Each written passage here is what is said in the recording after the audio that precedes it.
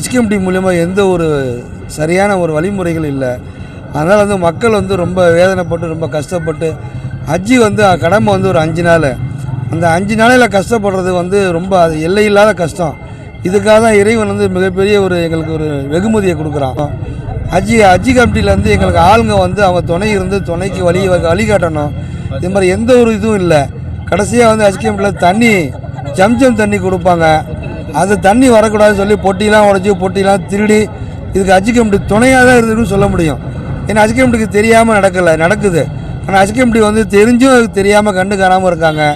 ஹஜ்ஜி கமிட்டி மூலியமாக போகிறதுக்கு விருப்பம் இல்லை. ஏன்னா எந்த ஆதரவும் இல்லை, எந்த ஒரு சப்போர்ட்டுமே இல்லை. ஒருத்தருக்கு ஒருத்தர் உதவின்னு சொல்லுவாங்க, அந்த உதவி அங்கே இல்லை. நம்ம இந்த வாட்ஸ்அப் குரூப் ஆரம்பிக்கிறாங்க, ஒரு குறைகள் இருக்குதுன்னு சொல்லி சொன்னோம்னா அடுத்த நிமிஷம் ஆளை வந்து பேரை நீக்கிறாங்க. அவங்க என்ன சர்வாதிகாரி மாதிரி இருக்குது. அரபு நாட்டில் தான் அப்படி இருக்குனாக்க இவங்களும் சர்வாதிகாரி வேலை பார்க்குறாங்க.